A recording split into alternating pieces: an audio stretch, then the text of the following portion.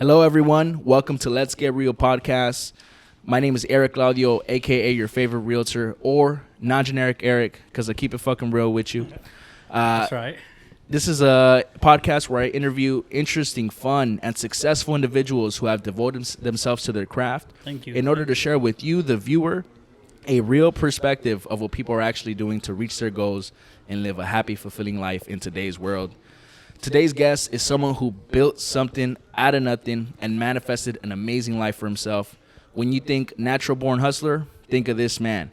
He found a big reason to do big things and persisted when obstacles got in the way.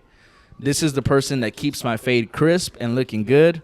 Let's welcome the owner and founder of Original Barber Lounge here in Torrance, California, Andrew Gomez. Thank you. Welcome to the show, brother. I was almost gonna blush right now. You like that intro, huh? Hey, I never felt like that before. Bro, that's the I'm whole like, strategy damn. right there, Oh my dog. God. Exactly, I'm bro. feeling good now. That's the plan, bro.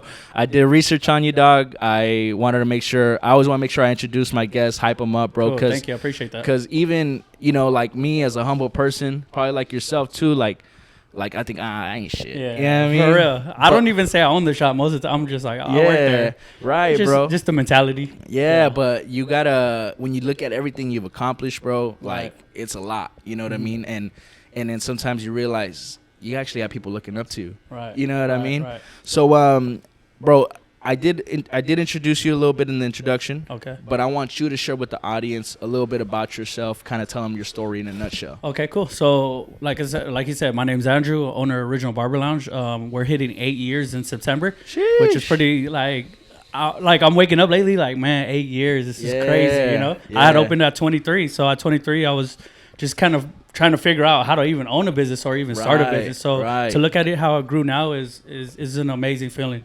And I think just the best thing is that I built a business that people are living their life on. Like, they come into work, they got houses, they have kids, and that's something that I built for them. So without, of course, my life, I want to build it up for myself, but not only for myself is I'm able to share a life with 9 other barbers that, that they're doing good for themselves. So to me, the best feeling of owning a barbershop or a small business is having a successful small business that everyone is growing in. I love that, so, bro. I mean, that's really like the key point, because I could talk about myself. I could talk about, how I did it. But in reality, what makes me feel good about this business is people are growing and people are supporting their family. They're owning, buying cars and living a good life. Yeah. And especially that people that work here that started with nothing either. And that really feels good. Like, it's like, man, people are really eating in here, like, and that's probably the best feeling of owning a small business, successful, like. Yeah, watching others grow along with you, bro. You can't be up there by yourself. You know what I mean? Right. So, and we're gonna dive deep into all that, bro. But before that, I did kind of want to talk about how we met. I how long have I been coming to your shop, bro? It's been less than a year, I think. Yeah. It's been about maybe 6-8 months, something like that. I was literally getting my fade up the street. I'm not going to say who, right? But, bro, I wasn't digging it, man. And I was those guys, bro, that was not willing to pay more than $20 for a fade. I remember we talked about that. I told you about this, bro. And I remember I was looking. I just one day I was like, bro, I need a haircut.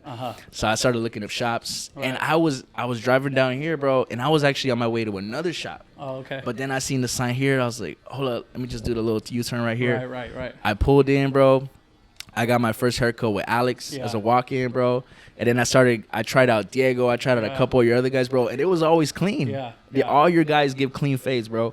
And then one day, I remember I came in. It was like an early Saturday or something like that. And I had an appointment, I think, with someone else or something like that. Right. And you were just sitting right there. He was like, oh, it's just me. I was like, all right, cool. Yeah. And I started chopping it up with you. And I was like, hey, who's the owner? You're like, oh, I'm the owner. Yeah. I was like, hey, he got a dope setup. Are you guys going to see some clips about all the decor he's got in here that he's built over the time? It's a dope spot, bro. Looks dope. Thank you. And now, bro, I'm like, okay. Now, the price for the haircut is way more than I would pay before. Right. But now see why. Now I see the experience, bro. You see like fucking barbershops in movies, bro. Right. Everybody's chopping it up, fucking around, talking, bro. I had never experienced that. Right. I don't know, bro. I just never had. You know what I mean? I was like, to me, that shit wasn't real. Right. You know what I mean? So I pulled up here and I saw everybody's lit, bro. You're handing me like drinks once in a while and shit, but we're just vibing. You know what I mean? So I just wanted to kind of recap on that story, bro. How it's just like, I mean, I grew up the same. Like, I didn't grow up with money, so I think it to myself too. Like, would I pay that much for a haircut? You know what I mean? Like, so I'm not trying to overcharge people or like what's comfortable, but at the same time, I'm always upgrading the shop. I'm always switching it up. When you come in here, it's a vibe in here, and I make sure that everyone's a part of that. Yeah. Because in reality, everyone wants to be part of something. So when you come in here, you're not just a customer, you're a client. You're a family. You come in here, everybody. And that's more than that's what we sell on top of the haircut. Like, and not to be fake, like, oh, we just want to be cool with you so you could pay. You know what I'm saying? Like, this is who we are. And it's never to outcharge anybody.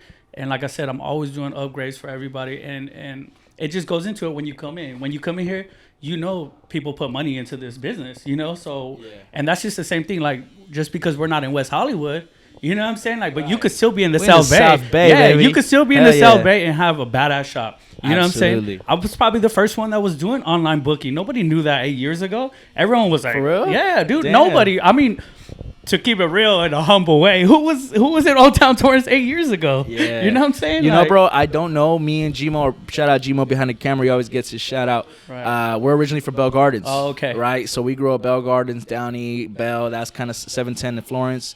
So I've only been in the South Bay for like 5 years. Oh, okay. So I didn't know what's up with Old Torrance at all. Right. You know what I mean? So, but I did see, like I told you earlier, your other podcast episode, and you said it was kind of just dead around here for a while. I mean, I was went to Carson's, like all Carson schools, back and forth, Wilmington, Carson, like South Bay area, but I mean, everyone knows that the South Bay or Old Town Torrance, like, well, you were going to go to a pawn shop 8 years ago. The pawn shop of the Crest. And then look at the upgrades at the Crest. If you go to the Crest right here in Old Town Torrance, I'm going to say majority of the upgrades probably because of the barbershop. What I'm saying? Like, in a sense, Well, it brings people here, bro. And like you said, it brings the community out, not just to, like, get a haircut, but to vibe and be here. Exactly. Like, I mean, it feels good to be a staple in the city at 8 years. Like, I mean, everyone can talk about OBL. Like, that's what we say, original Barber Lounge, OBL. And everyone will be like, OBL. And that's cool. Like, to me, sometimes I trip out when I hear other people talking, and I'm like, damn, that's crazy. Like, that's dope. But that's what I wanted, the local neighborhood barbershop. I mean, regardless on who opens around me or not, there's enough for everybody,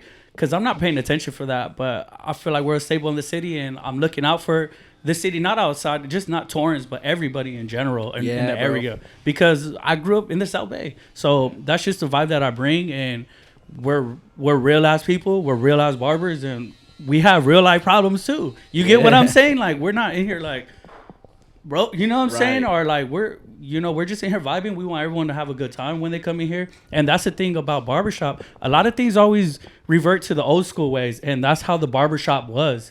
And that's what I bring here, because it's funny. A lot of times people come in, you're like, hey, what's up? They're like, look at you like, what? Like, he said hi to me. You know what I mean? Like, and it's crazy that it's really like that. And I'm just I learned to grow to be that person too, because that you just don't wake up and so when I'm going places, I'm over here like, hey, what's up? My girl's always like, or my daughter, she'd be like, you gotta talk to everybody. I'm the same way, bro. And I'm like, whoa, what's up? You know what I mean? Like, bye, have a good day. Why would I not? Yeah. You know what I mean? And it's funny, like, when I leave, I'm like, have a good day. And everyone's like, what the fuck? What'd he say? I'm the same way, bro. Everywhere I go, I'm so chatty. I'm getting to know everybody. You know what I mean? So it was cool to come into an ambiance where that was welcomed, and allowed, and it stems from the leadership, bro. And I got a series of questions we're gonna get to, but it stems from the leadership, bro, because you carry yourself that way.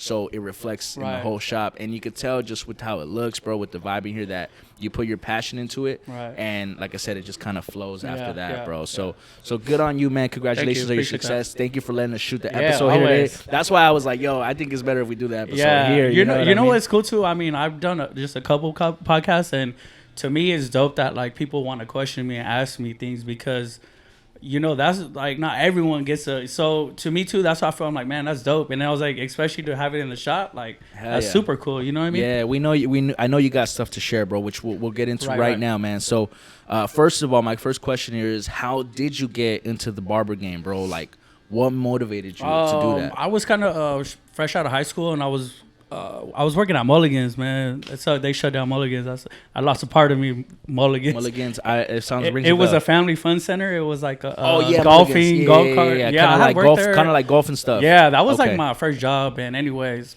you know, after high school, I'll grow it. I ended up moving to the Orange County, got into some things, moved out there, and I was working a warehouse job, Home Depot, and I was about to have a daughter. I was 19.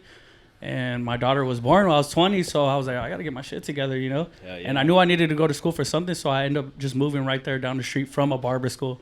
And I was like, you know what, whatever, like, let's give it a shot. But I seen it as a hustle more than cutting hair, because I seen barbering was further than down this way. So, like, if that makes sense. What do you mean, like the industry's further along? Yeah, the haircuts, they were, at that time, already doing comb-overs with the fade, like... They were doing the online book. You know what I'm saying? In what area?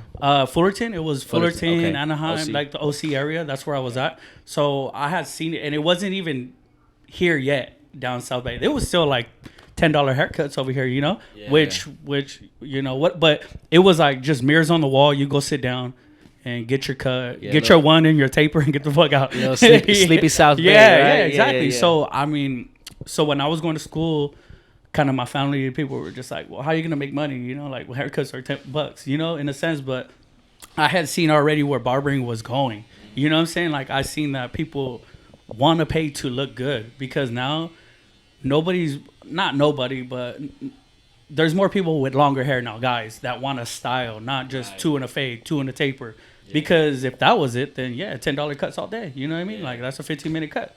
I hear you, bro. So you had no influence out, any family, friends that said, Andrew, you should be a barber. You just one day decided to do that shit. Yeah, because I was working at Home Depot and a warehouse, and I was like, man, this is not cutting it. You know what I'm saying? Like, I was like, I need to go.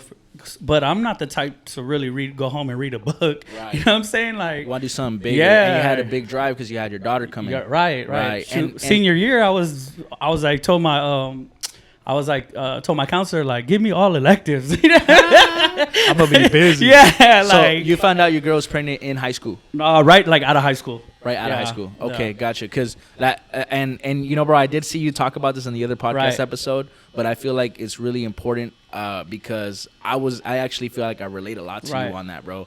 I had my son when I was 18 as well, coming right out of high school, and I also had no influence in real estate. Right. I didn't know anybody, bro. I just had an economics teacher that I wish I could thank, Mr. Keitlinger, who I remember in class, he showed us his real estate portfolio, and he showed us the rents he would collect. Oh, that's cool. And I was just like, oh, shit, like, he's making money, you know? And then I was into sales, bro. I love talking to people and being chatty like we were talking about. And I was like, what's the biggest thing I could sell, make a lot of money? I was like, fucking buildings, real estate. You know what I mean? And I seen a fucking sign in Bell Garden that said real estate classes for me now right there on Florence. Boom, signed up. I lived down the street from the school just like you, bro. Pulled up, did my thing, got my license, you know what I mean? And here I am 7 years later still in the game, you know what I mean? So I did want to touch on that, bro, because again, driven by my son being born, bro. I was 18, 19. You know, I think back, bro, I was like, man, this business was slow at first. But then I was like, fuck, I was a 19-year-old trying to sell you a house, bro. 19, you're like, I'm going to do real estate. I was like, that's crazy. Let me help you with all your life savings real quick. You know what I mean? Let me help you buy this. $300,000 house at that time. Exactly, bro. So I just wanted to touch on that, man. So I mean, and two, like, when I was going to school, I had an instructor who was like, he was like, hey, dude, you want to make money? Because he seemed like, man, I didn't even know how to cut. I went to Walmart right before I went to barber school. And I was trying to cut my own hair in the bathroom, like sweaty. You know what I'm saying? Like, just to say that I cut hair when I went to school. But I just had somebody that was super cool. Same thing. Like, he was like, show me the ropes. And me and him till this day, his name's Frank Rocha. He has a shop in Hawaiian Gardens, which is like, I'm always thankful for him because honestly, I would be like, man, I wouldn't have none of this if he wasn't my instructor. You know what I'm saying? Like, he's the one that really put me under his wing and showed me the ropes outside of cutting hair, but how to keep clients, how to get clients, how to keep motivated. You know what I'm saying? So it was more than just like, oh, here, put this guard on and do this, do that. You know what I'm saying? Like, which a lot of schools. He showed you the game. Yeah, he showed me the game. Yeah, exactly, bro. And having a mentor is super important, bro. I have multiple mentors I could thank as well. Because like you said, bro, it's not just fucking paperwork on the transaction, sign this. It's like you gotta know people, bro. Right. It's a people game. Right. You know what I mean? You're sitting down with this person cutting their hair for 30, 45 minutes, an hour. You know what I mean? So that's cool, man. That's cool that you had that mentor, bro. And that's crazy, dog. You know, it's all about, you know, now you probably have the opportunity to mentor someone else, which you already have probably. Right. You know what I mean? Which is sick, bro. So I wanted to go to my next question here, which is, all right, you went to barber school, you got your license, you probably did it for a bit, but something must have went off, bro. What switch went off for you that you were like, okay, I want to go from barber to business owner? Right. What gave you that motivation? Like, where did that idea come from? I mean, because I was working like far West Hollywood and everything, but to be real, like the mentality of like, okay, at that age, I was like, okay, I was already cutting hair. I was making good money. But to myself, I was like, I need something bigger. And I knew to myself that I was still young enough, if I tried and if I failed, that I could get back up again and keep trying it again. And I was like, I'm not going to wait too late. So I said, you know what? I'm just going to, I found where we're at right now, wrote to the properties management, went in that day, and they approved me. And I was like, all right, well, okay. Like I'm doing it, you know? Yeah. But I already knew in my head that I'm not going to fail. And I told myself, I'm going to do this for the bigger picture, not just to cut hair, but for the bigger picture of the people that I want to meet, the people that are going to help outside of myself. And that's what a lot of people, what I could say is small business, they're looking for themselves, you know what I mean? Uh-huh. And in a small business, you can't grow if your business is not booming on itself, if that makes sense. Like, because everyone wants to be the owner. Like, I'm the owner. I'm the boss. You know what I'm saying? But if the intention is not there to actually grow your small business, it's never going to reach its potential. So I just felt like it clicked where I'm like, this I want to do more than just to cut hair. And even with the shop right now, my mind is always going crazy. Every day, every night, I'm thinking, what can I do? I'm on Alibaba looking at jumpers. I think I told you once. I'm on Alibaba looking at like. Talk about how do we flip some money? Huh? Like buying chargers. Like I could put it on offer up. You know what I'm saying? Yeah. Like my mind is always outside of just cutting hair, honestly, and that's just how I'm wired. So when I learned how to cut hair, it was a hustle. When I did the barbershop, now it's what's next? What's my next move? Like not that don't want to cut hair, not that I'm just that type. Like, all right, what's next? I want to make some money. I want to keep going. I want to keep going instead of being stagnant. Like, all right, I'm gonna just stay here and ride it out. You know what I mean? You came into it, bro. You had a vision. You truly believed it. Gmoe, what's the rest of that? You truly believe it? Yeah, so it was already yours, bro. That's my quote. I got it right there hanging on the wall, bro. If you truly believe it, it's already yours. I truly believe that. So it's like, that's exactly what I was thinking when you were saying that, bro. And I want to get into that topic you're going to a little bit more, bro, that you're opening up. But before that, I do want to have you maybe give some practical advice to other people out there who may be interested in opening up a barbershop today, bro. With those youngsters, young Andrew, bro, 22, 23, looking to open it up. There's somebody out there right now doing that. Right. What kind of like in the practical steps do they have to go through so that way they can open up their own shop? To yourself, you always have to think to yourself, like, all right, a lot of people are scared they might fail. But, I mean, just outside of a barber or just business in general that you want to open, someone once told me, everybody's at the bottom of the hill, right? So everyone's sitting at the bottom of the hill, and everybody's running up the hill, running. But once you get to the top of the hill, there's a big gap. And a lot of people, once you get to the gap, they don't want to jump. So the people that jump and they make it, they're looking back, and everyone's like, how did you do that? Right. I jumped. And if that clicks to you, then you know what I'm talking about. You get what I'm saying? Yeah. Like, you have to make the jump because everybody wants to own a business.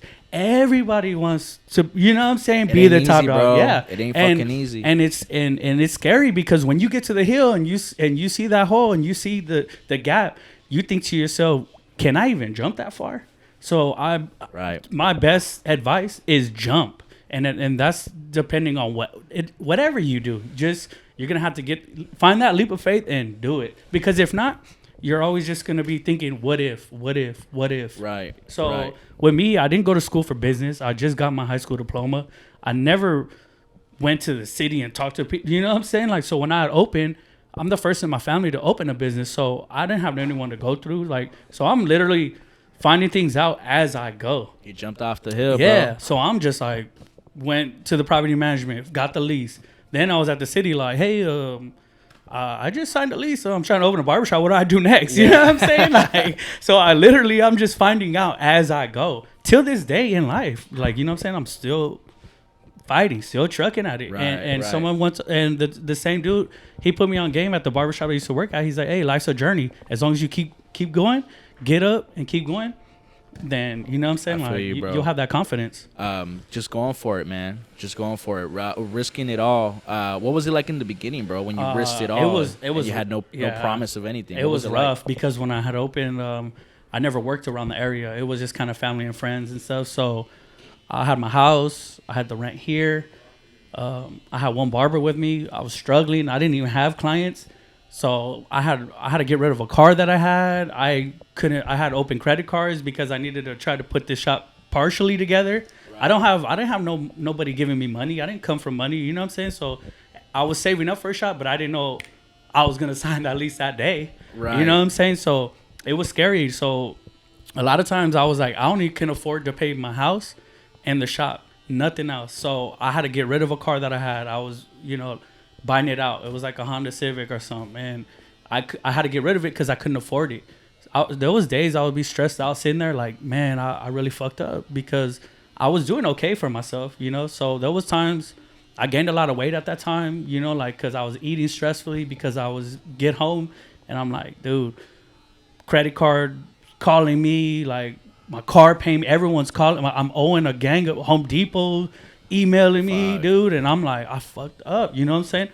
So it was a dark time, and I have one barber that I'm like, this dude's not even making money, you know what I'm saying? And I'm over here sitting like, damn. And but you fucking push, bro. Yeah, and then I was like, fuck, everyone told me like it's gonna be, but I just told myself like, this is for my kids, this is for my family, this is for myself. I'm not gonna lose. So I had to push myself out of that slump and be like, I'm not losing. I'm not gonna lose my house. I'm not gonna lose my barbershop. I may lost a car. I may can't pay my bills right now, but I'll get to them. I'll put payment plan. I'll get to them. That's what I'm saying, bro. Cause like, there's always ups and downs, and like the real estate market shifts a lot, right? And there's downs, right? And I tell my girl like, yo, like I'm sticking to this shit no matter what. As long as we got food, as long as we got a roof, and what do we got to worry about? You know what I mean? We're going to stick it out and fucking keep pushing on, which is what you did, bro. And success came from it as a result. So congratulations on that, bro. So that's cool, man. Those little youngsters out there that want to fucking start a barbershop, bro, just go for it. Yeah, and it's small business in general. One of I treat him like my little brother right now. Like he's starting his own mobile detail. You know what I'm saying? Like, and I'm always on him and helping him out, and you know what I'm saying, like I want to be there for him because he's about 23, 24, and I'm like, dude, just go for it, you know what I'm saying, like just try. Like, how old are you now, bro? 31. There you go, bro. In my prime. There you go. In your prime, bro. And they say like your 40s is your prime, so we got like 10 good years of kicking it. You got time, and you got gas in the tank, bro, for sure. So let's talk a little bit more about like this industry, bro, right? Because how do you maximize this industry, bro? Like you become a barber, you own a barbershop, you got barbers under you. Like, can you become a multi-millionaire, bro, cutting hair? I mean, like, what's the big picture, bro? More about like products, like if you start your own product line, which I was doing here, it's kind of hard. A lot of people don't realize that I have 2 kids. I have a life. My kids are into sports. I work here full time. I'm trying to, all the other things that go on in my product line, I'm trying to do that, and I'm doing it all by myself. Yeah. So it's just with that, like to get to that point, your products, or, you can have gear or what, and you know what it is, social media. If it blows up, you're in. You know what I'm saying? Or opening multiple barbershops. I feel like this is an industry you make good money, but a lot of people don't realize this is an industry you get quick money. Now take that money and invest it and put it to somewhere else. And that's why a lot of people ask me, why don't you open another barbershop? Why don't you, like I could do that. But the reality of it, what it costs for rent, you know what I'm saying? Like you got to like decide, okay, is this really worth it? Right. And in the beginning, when I first opened, I was here 7 days a week for like 2 years. And I didn't have time with my kids. You know what I'm saying? Like I didn't like. Who's going to do that now for the new shop? Yeah. So now it's like, okay, I'm going to take my investments. Yeah, I did my product line. Now I'm trying to bounce outside of barbering or barbershops, but being an entrepreneur. Yeah, investments. So yes, yeah. So bouncing back to the question of how, obviously product lines, social media, if and if you get a good following, you can charge. Dudes are charging $100, $150 a cut. You know what I'm saying? Like you can get up there, but to me, to be honest, is taking this fast money, good money, and investing into more. Gotcha. You know what I'm saying? Gotcha. Because you can always cut hair. You're always gonna make money, always. But a lot of people don't really think about the future. But you're getting money like this. You know what I'm saying? Like so. Yeah. So and a lot of times because of what houses are high, rents are so high.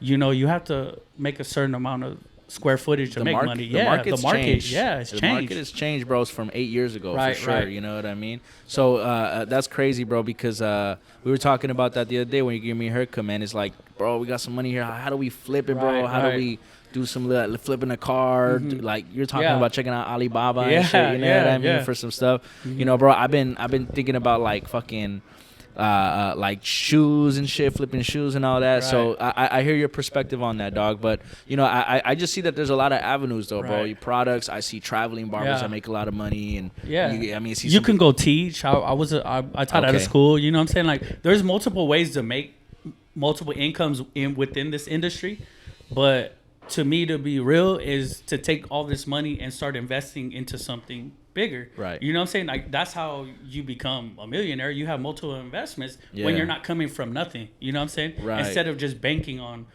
I want a barbershop. You know what I'm saying? Because that's what I was thinking about, bro. I'm like, you can only do so many haircuts in one day. Right. And then, and I was thinking about that for myself. I'm like, I can only handle so many real estate deals at the same time. You know what I mean? Yeah. So yeah, bro. There is a cap at some point of what you can do by yourself. Right. You know, but if you get your dollars out there working for you, then that comes back tenfold, bro. Yeah. And yeah, I mean, an investment could be a flip in a car, like we talk about. It can grow us to becoming real estate and talking about multifamily properties and fucking flipping houses and developments and shit. You know what I mean? And the thing though too with that is we deal with so many people. So for instance, if one of the barbers wanted to get his real estate license, how many people does he cut all a week? Yep. You know what I'm saying? Like this is what I'm saying. It has to be the mentality of the barber. You get what I'm saying? Because you can make your own schedule, but it's on how you're gonna put your free time together. You get what I'm saying? Right. So sometimes it's not even like I'm gonna be a barber, and then the next is a barbershop, and then you get what I'm saying? It's not a direct plan, which people think, because when people become a barber, their mentality is I want to own a barbershop. But you can do really well in this barbershop, like for instance, and take that money and invest it into something, you know what I'm saying, while you're cutting. And then you got this money working, then you go to this side. So it's not always like, okay, get my barber license. Next step for me, open a barbershop. You know what I'm saying? Yeah, it don't have to be the same path. But you do have your product, bro, that I see over there, original pomade co. Right. So what's up with that right now? Are you still working on that? Right now, it's kind of like a standstill just because my life's crazy right now. And but I sell it like crazy here at the shop. And I have it in a few shops, but right now it's just slow. But it's because I do everything on myself. You know, like I'm that type of person, like I'm so hands-on. I'm like, so it's kind of out of hold, but that's the same thing though. That's an investment. I still am making money off of that, but like I still have other ideas floating, and it's cool that my own barbershop has my own product. Right. You know what I'm saying? Like, what inspired you to create that, bro?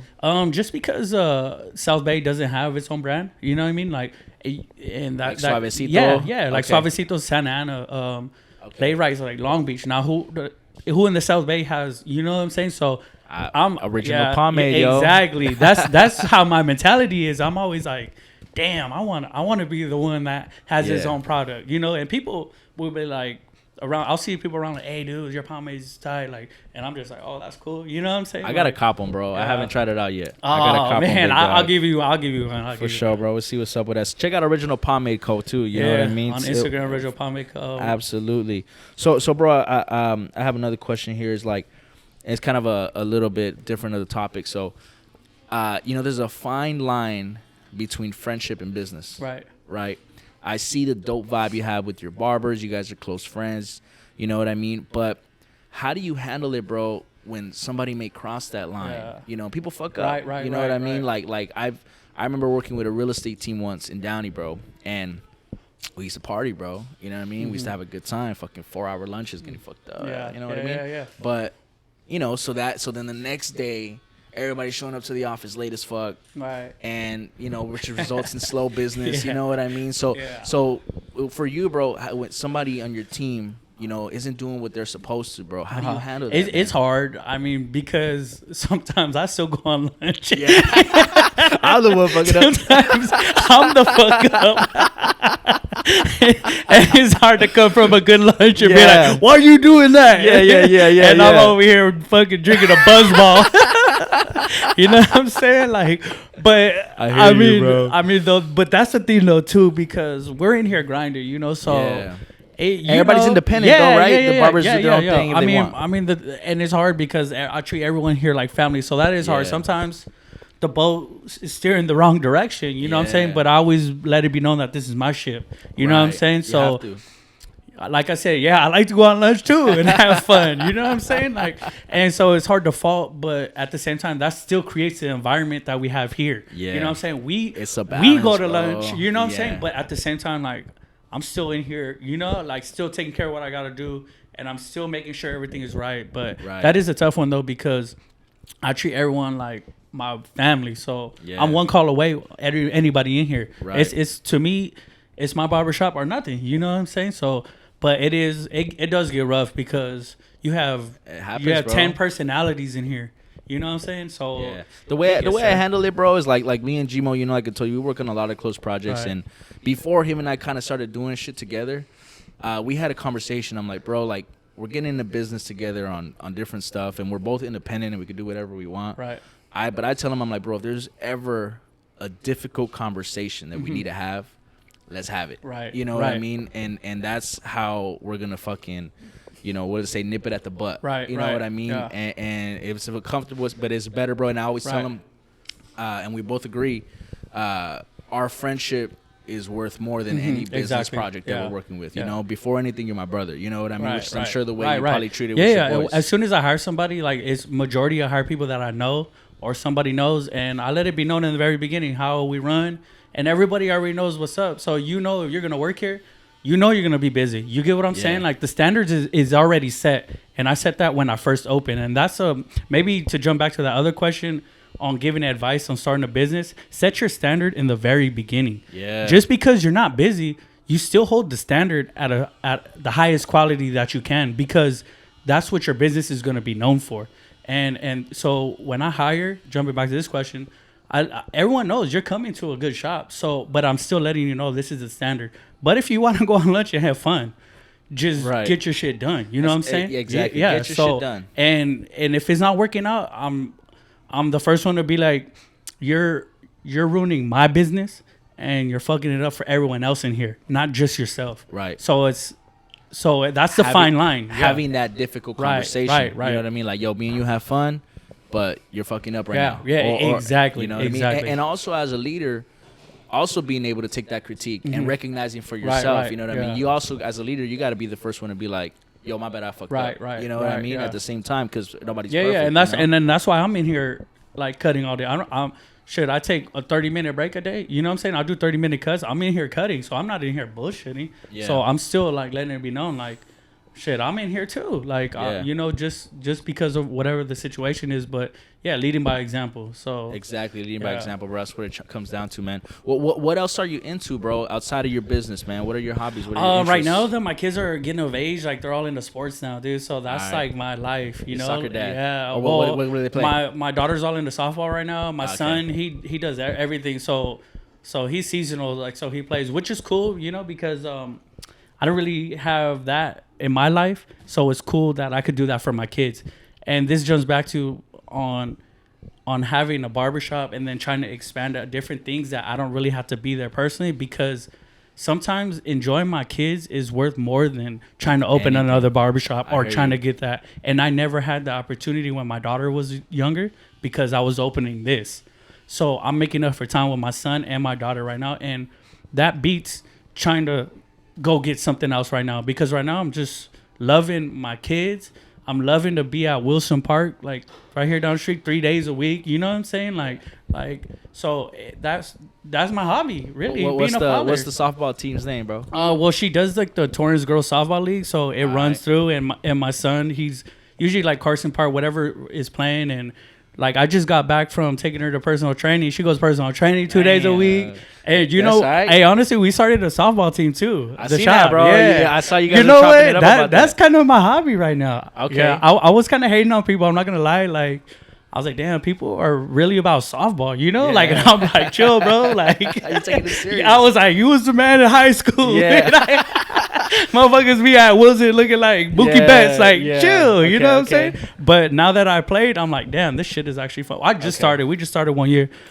We did a tournament on Saturday, and that was like a full experience that I got, and it's turned into a hobby. Like, I like playing because, you know, you get out, get some moving, you know, have some beers in the dugout. It's cool, you know what I'm saying? Like, having a good time. And what I wanted to talk about, bro, regarding outside interests of your business, do you feel that maybe the people you meet out in the softball field, other parents for their kids that are there for their kids, that also is new relationships and new business opportunities. Do you take business out of that? And it's funny. I mean, it's funny because wherever I go in the area, everyone's like, hey, you going? Like, you know what I'm saying? And I'm the one, I chop it up with everyone. So we're in a group. Hey, come by, you know, stop by. Like, people take. So it by playing at Wilson, like with the shop, is a promotion for the shop because this is our first year at Wilson, and everyone knows we're the barbershop. You know what I'm saying?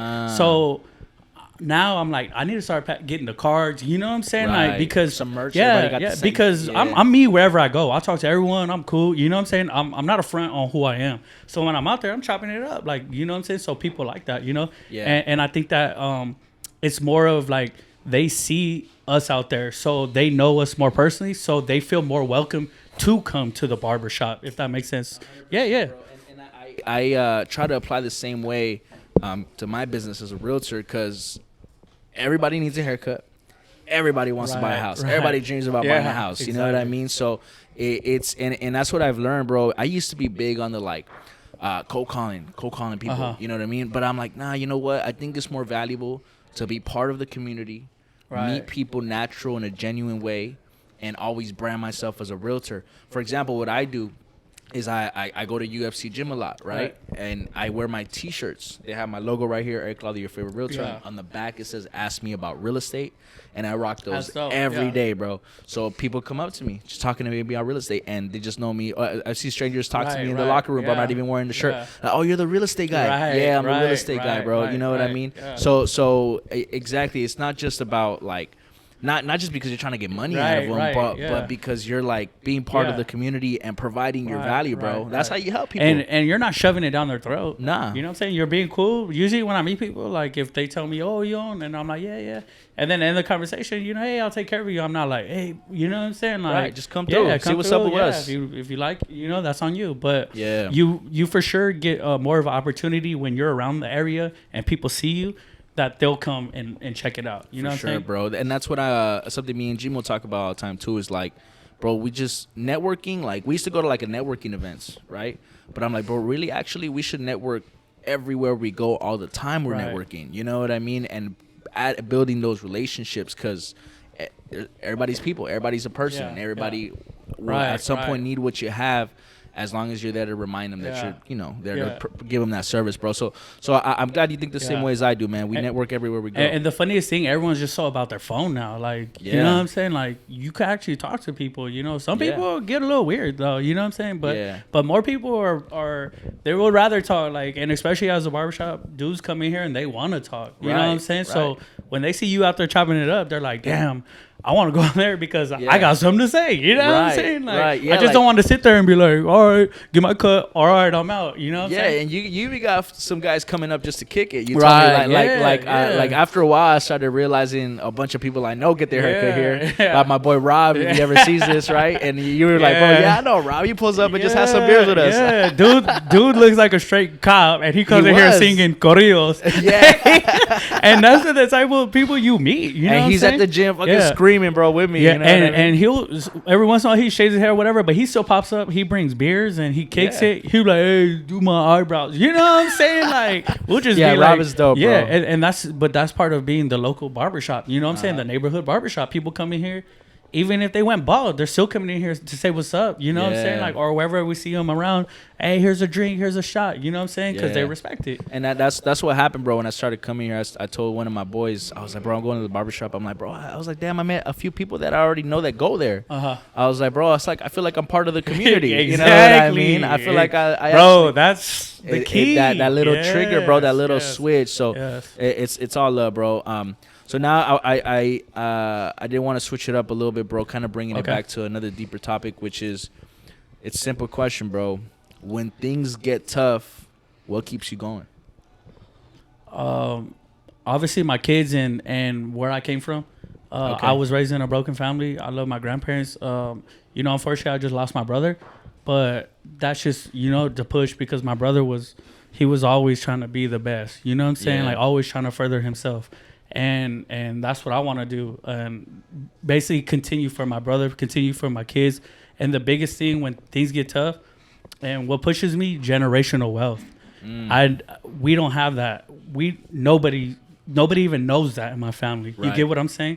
So I'm doing it more for the purpose of that generational wealth, because I want to leave my kids with something, and I want my kids to continue that, and I want their kids to continue that. So why I wake up and I have rough days and there's things that I go, but I know that I'm going to start that for my family. Right. I'm going to start it, and I'm going to do whatever it takes to do that. And I buy old school cars. I don't buy old school cars to front or to flaunt on, hey, look what I got because I own this and that. No, I got that because that's going to be where I start. I can leave a car to my kid, or I'm 31. I'm still going to continue on growing, but this is just my mindset right now. I have 2 old school cars, and one's for each of my kids for right now. And that can be X amount if they want it or they don't, or they sell it. But it's going to be, okay, you sell it, it's for school. You sell it, it's to buy a house. And that's just what I have right now. But I'm 31 and I'm still building on that. I want to own multiple properties. So that's what really gets me going. And I'm starting the generational wealth for my family, for my kids, for my loved ones, because everyone works paycheck to paycheck and nobody gets nothing at the end. You know what I'm saying? Bro, I feel you. It's about raising that bar and setting that new example. Right. And honestly, bro, I would answer the question the same way you just answered it. I'm an immigrant. I was brought to the U.S. when I was 1, right? So my parents and their parents, they're from Mexico, and they don't know what's up. And me being exposed to real estate and this bigger thinking allowed me to raise the bar. Right. And then when things get tough for me, bro, I think the same way. I'm like, I've already set a new bar, but I still know there's so much more. Right, you know what I mean? Right. And I think about like how they see Eric do it, they know they could do it too. You know what I mean? Like my kid, I mean, he's gonna know what's up more than I did when I was his age. You know what I mean? So that's what it's all about, bro. And not forgetting that, dog, because shit gets tough. I was talking about this with my dad the other day, bro, because he started a mobile car wash. Right. He was tired of working at warehouses and shit. So, and business got slow for him. And I'm like, Pops, like, just don't forget the vision. You know what I mean? Don't forget the vision. Like.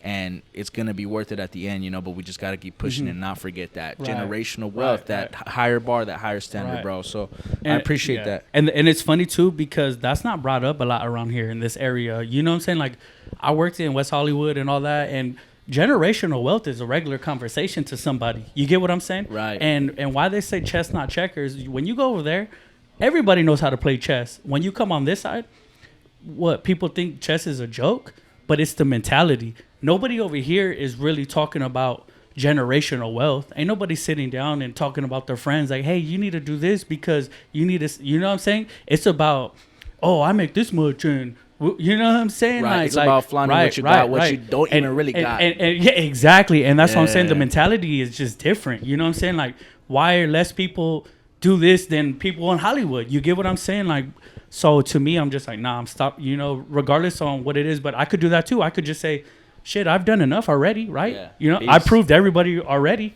And that's what's funny. Everything that I do, is not to please anybody else. It's not to show on Instagram. And people could hate. Oh, Drew, boo, Drew, this. I have nothing to do with that person or what they say about me, because my purpose on life is generational wealth for my kids and my family. So what I'm doing is not for social media. What I'm doing is not to make anyone feel any way. It's for my family and me to set the standard for my kids. Exactly, bro. But a lot of people do not think about that, or they don't think, they just want to be, oh, he's this, he thinks he's, nah. You know what I'm saying? Like, it's up to us to break that, bro. It's a chain. Right. It's a chain. It's chains that have been dragging through our parents and grandparents, and it's up to us to have that realization and break that shit, bro, which is what we did. Like, I wake up in the morning, bro, and I look at my life and I go, man, I could stop right here. Exactly. And I did more than everybody in my family. You know what I mean? But, I mean, how could I, bro? Knowing that there's so much more. You know what I mean? So speaking of that, bro, looking back on your, reflecting on your journey, bro, and everything you've succeeded, what would you say you're the most proud of?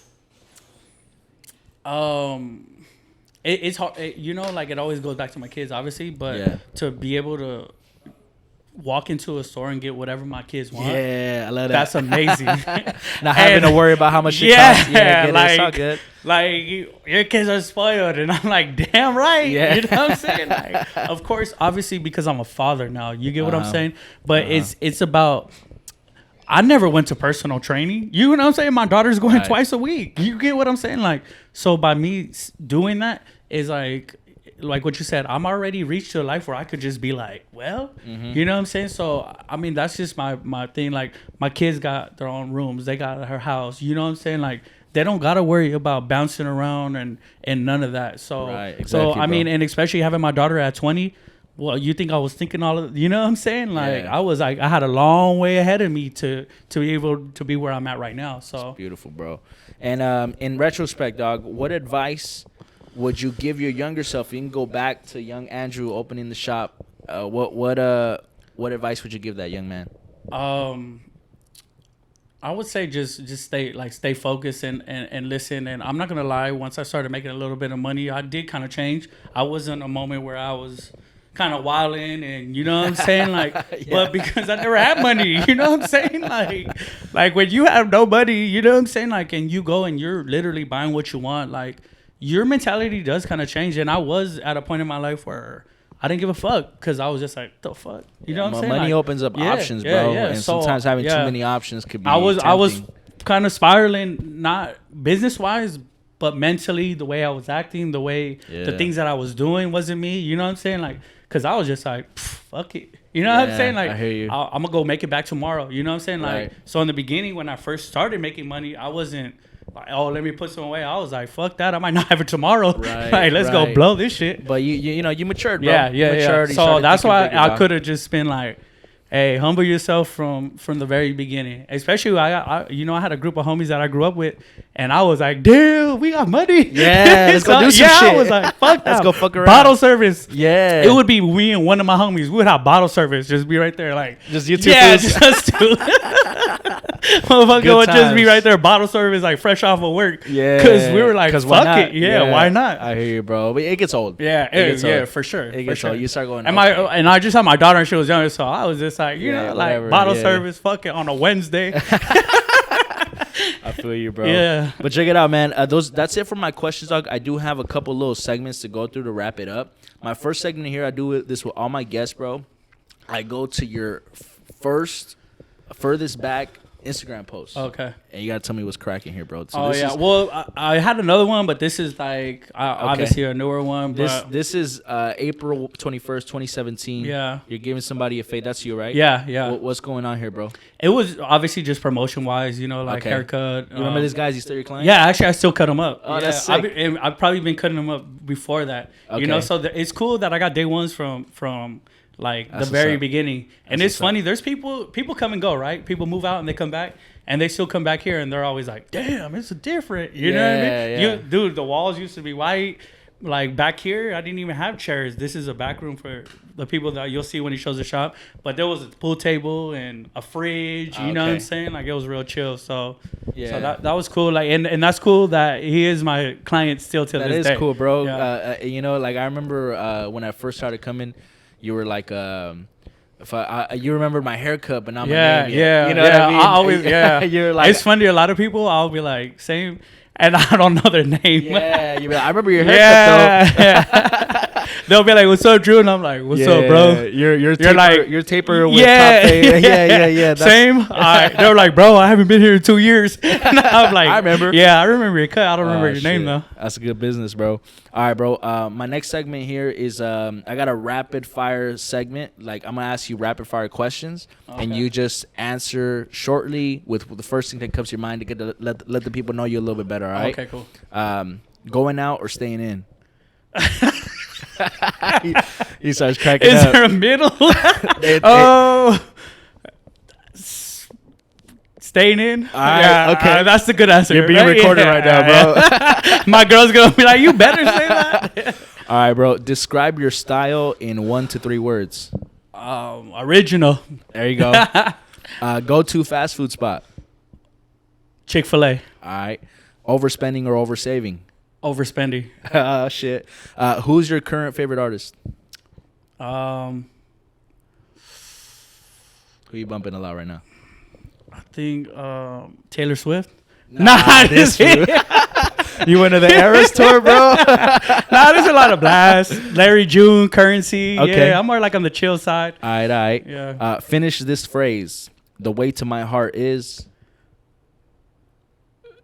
Oh. How does somebody win you over, bro? Man, can I even say it? I don't know. I'm just saying it. Has to be a woman.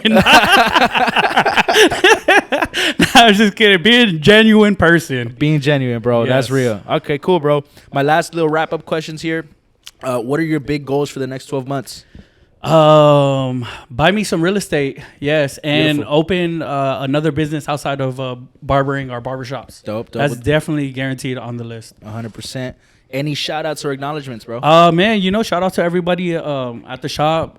You know what I'm saying? Like, I always give my grace to them. Rest in peace, my brother. I love you. Everything that I'm doing is for you, and that's never going to stop. And, I love my family, man. I'm just a family man that is going to continue to grow and keep pushing. And that's why I wear my last name on my chain, Gomez. I'm representing my last name, and everybody's going to know about it. Where can people follow you or learn more about you? On Instagram, Original Barber Lounge. MySpace, go on my page. Penguin, what the fucking Moco Space? You could be on my top 5.